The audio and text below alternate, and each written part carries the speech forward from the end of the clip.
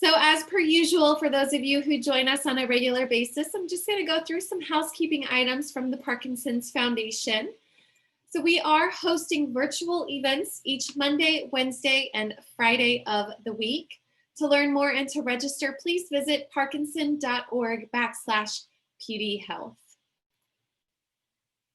The Parkinson's Foundation provides families with free resources, including our website, parkinson.org, educational books, webinars, podcasts, a hospitalization kit, and our toll-free helpline, 1-800-4-PD-INFO, which is staffed by bilingual Parkinson's specialists.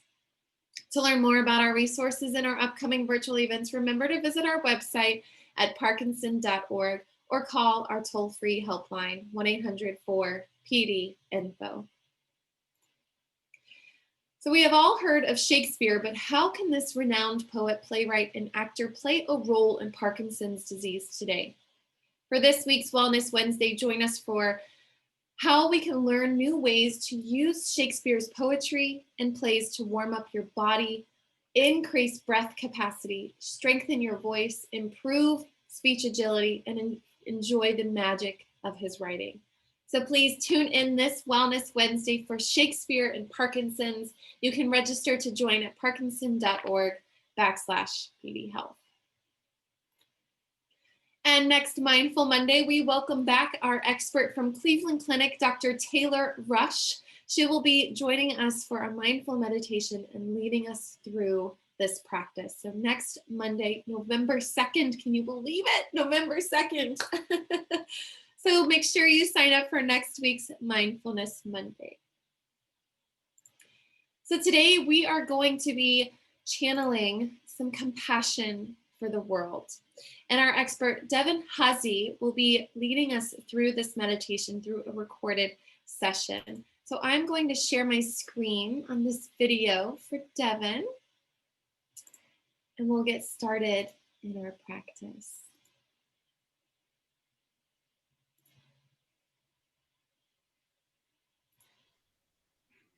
Hi, everyone, and welcome back to this mindfulness practice. So last time we did compassion for oneself, and today we'll be doing a compassionate practice for the world. But as I said, it's very important to start by receiving care. So this is why in all the kindness practices, all the heart practices, we start with ourselves. And sometimes starting with ourselves can be the more difficult piece. We're mostly trained to support others and not necessarily to receive our own support. And so even though this meditation will be focusing on sending compassion to the world, we're going to start by really receiving our own kind of care. So as I said last time, compassion has two components. It's really allowing ourselves to touch into the difficulties of the world, the difficulties we might be feeling. So that's the first step, is empathy. The second step is really allowing yourselves to do something about it.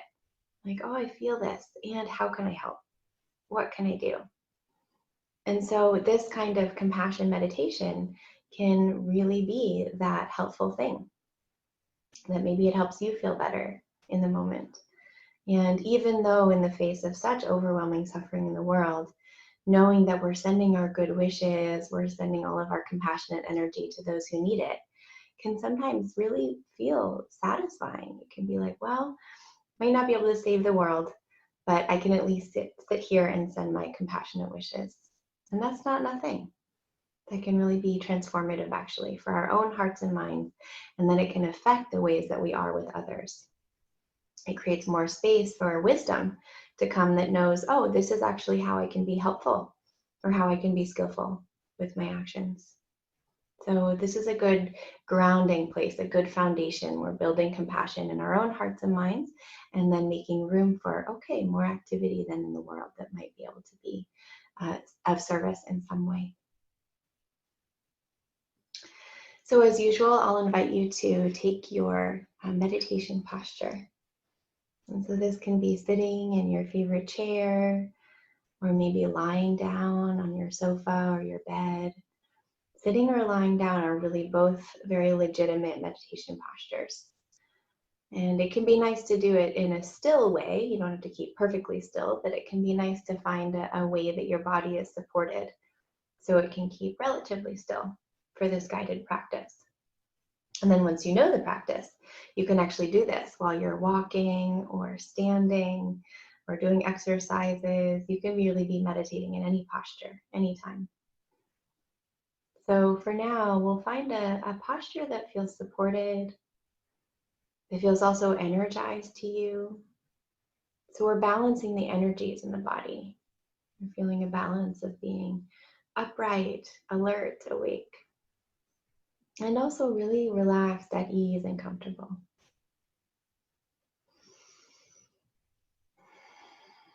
So maybe taking that deeper belly breath, letting the exhale regulate your system, and going inside. So you're welcome to close your eyes if you like to meditate with your eyes closed, or you're welcome to keep your eyes open, just a soft downward gaze. And just for these first few moments, letting yourself feel your inner landscape. Maybe sensing the weather patterns moving around inside. And it's really okay if you feel really stormy and cloudy and just pouring down rain inside. That's okay. Awareness can know that. Mindfulness can know that. Or maybe you feel really sunny and clear inside.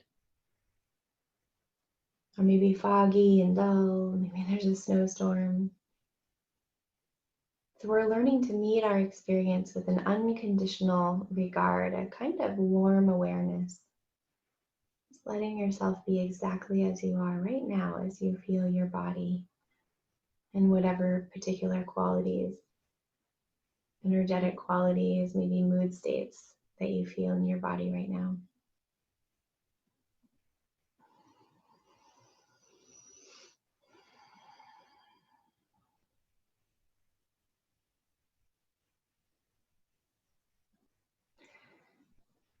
So now for the main practice. First, I'll invite you to imagine a person in your life who has been a benefactor. So someone who cares for you, maybe a teacher, someone who's offered an important lesson for you, maybe a mentor or a coach. Could be a child, someone who you feel just unconditional support from this person in your life. It doesn't have to be the perfect person. And if you have trouble thinking of a person, you could think of a pet. Or maybe that robin that comes and feeds at your bird feeder every day. So you can get creative here. Sometimes I use a tree. I'm just imagining this supportive, caring figure in front of you. You really see them in your mind's eye, all their details, how it is to be with them in their presence. This pet or child or friend or partner or caregiver who really offers you their care, who loves you. And now we're going to spend a bit of time just receiving care from this benefactor. So you might see them smiling down upon you. You just feel a kind of unconditional friendliness from them. And they see you fully just as you are and appreciate you beyond any limiting judgments. Just seeing you in your full potential as a human being. Your innate dignity and your worthiness, your lovability. And just letting yourself open to their care and their love. And sometimes this can be hard. You might not be used to receiving this kind of care. So if you feel numb, that's okay. You can just trust all of the care that's coming to you from this benefactor.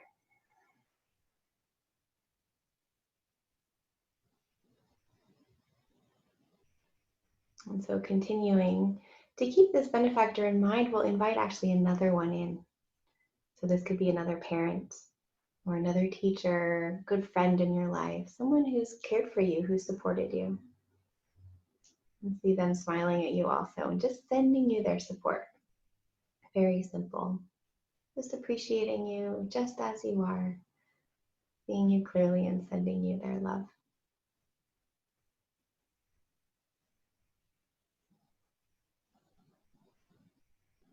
So this is the receiving care part. And if it's hard, just know these heart practices can be difficult and that the compassionate intention is more important than what you feel. So letting the compassion be bigger and receiving from your two benefactors, and now letting the mind be really creative and inviting more people in. So feeling these people maybe surrounding you, extended family, maybe aunties and uncles and ancestors, grandparents, your family line. Just feeling this inner circle of friends and family, benefactors supporting you, and really feeling surrounded by their care, letting yourself receive all of their goodness, their compassion, their care, their concern for you.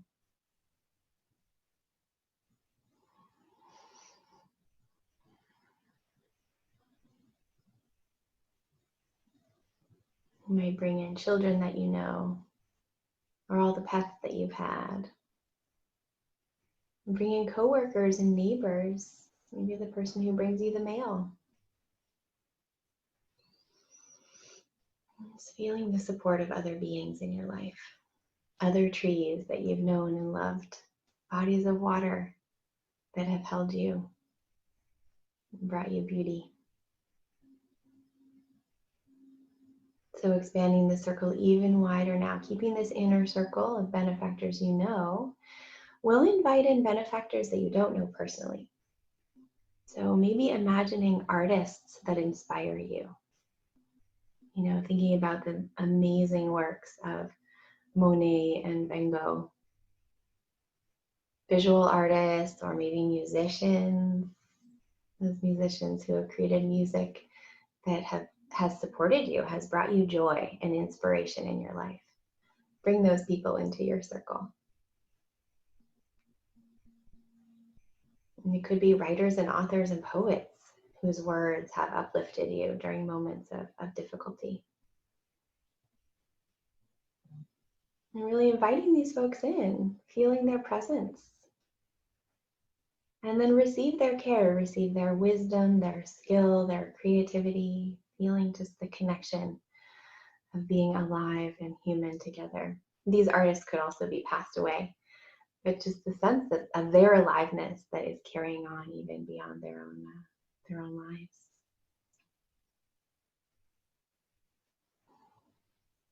And now in your circle, you might invite inspiring political figures, people who have fought for justice and goodness and unity and harmony in the world.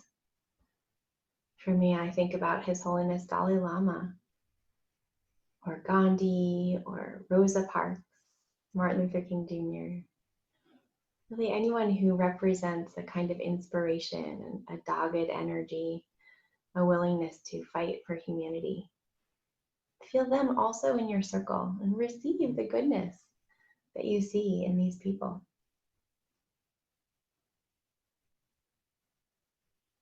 So we're getting all full up of goodness now.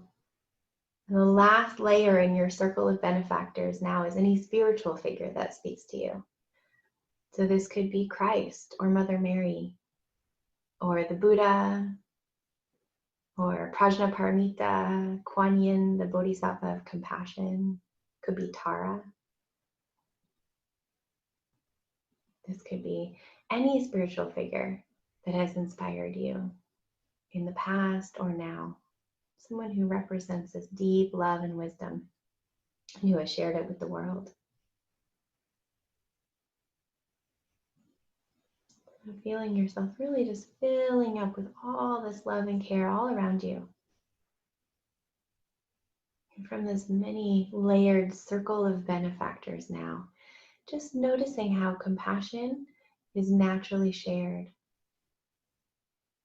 So maybe just gently, no pushing, but letting yourself maybe reflect back some appreciation for all of these people.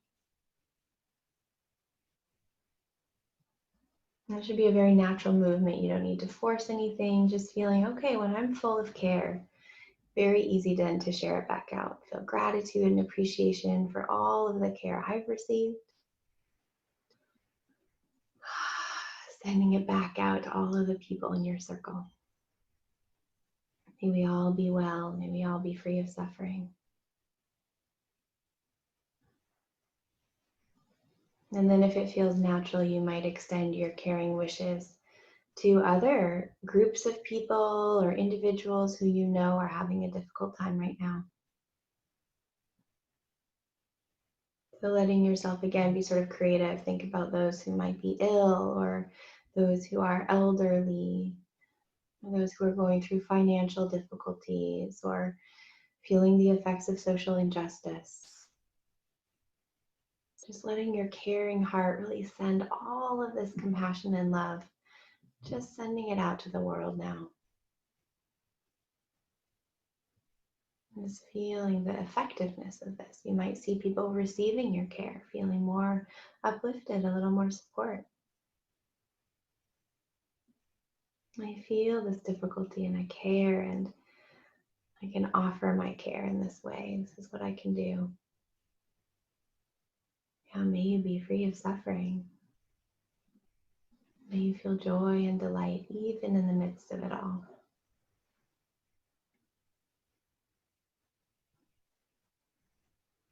And so just another minute or two of radiating out your care back to the world.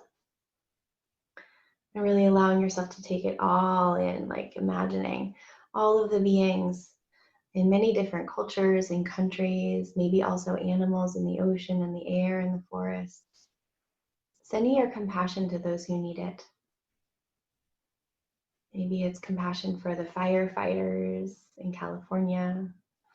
As I'm recording this video, the wildfires in California are still blazing, but who knows what's happening now as you're listening.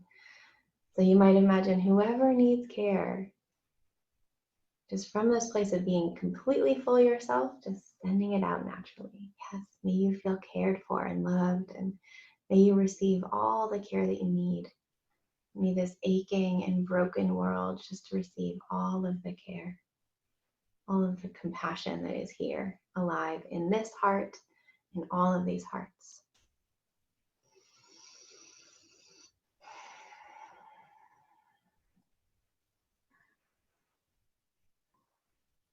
And so I'll let you just send out your wishes just for another moment or two, and just radiating out, letting the whole world be touched by your compassion. And then dropping the images, dropping any wishes or any effort even to meditate. And if this has been a difficult practice, which sometimes it can be, just letting that go, being very simple. Just feeling your body, feeling your heart for a couple of breaths here.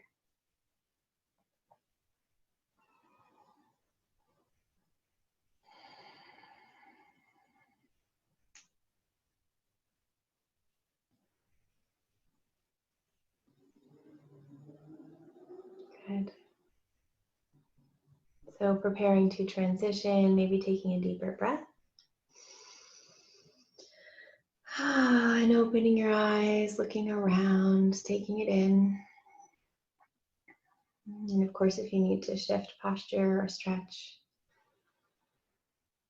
So thank you for doing that practice. Sometimes all these imaginal practices can be challenging. And I will say, when we're doing these heart practices like compassion and love, they can be challenging. It's like, sometimes I use this metaphor of we're running a magnet over our heart. And the magnet is just going to pull out all those metal shards and the broken pieces. So if you're feeling like a difficulty or resistance or numb or neutral or distracted, that's also really fine. That's naturally part of the practice. So as I said, it's the intention to do compassion meditation that's more important than really any emotion that you feel. So I'll just encourage you to stay with this, stay curious. And that with these receiving and then extending care practices, again, it's very important to feel, how is it to really be cared for ourselves? And then just the natural movement of that compassion is then to be shared with others, to be shared with the world. So the ways that we can be of most of service, taking care of our own bodies and minds and taking care of those that we love and of the entire world, this is how it happens. really by staying sustained and supported, and then doing what we can in big and little ways, even if it means sitting and just sending compassion and really sending your love for those that you care about. So I hope that you enjoyed this practice. I invite you to continue in your own way this week. And I'm sending you all of my care. Okay. Be well, everyone. See you soon.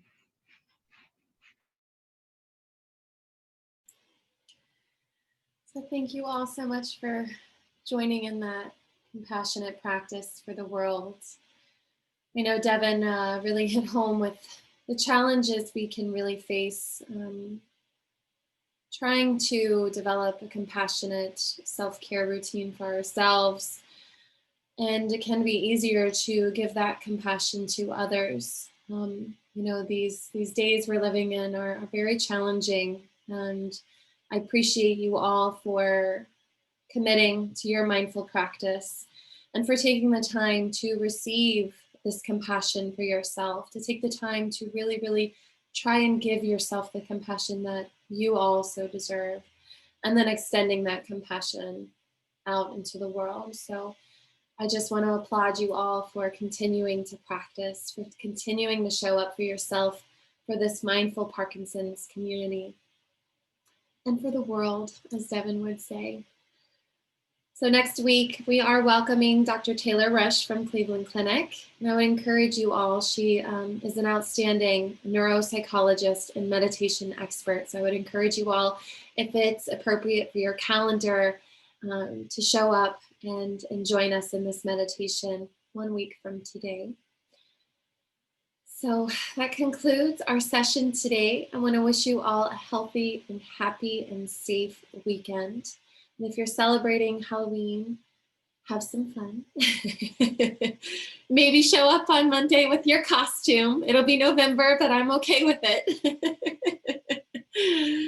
So until we meet again, everyone, have a wonderful week, and I'll see you next Mindful Monday.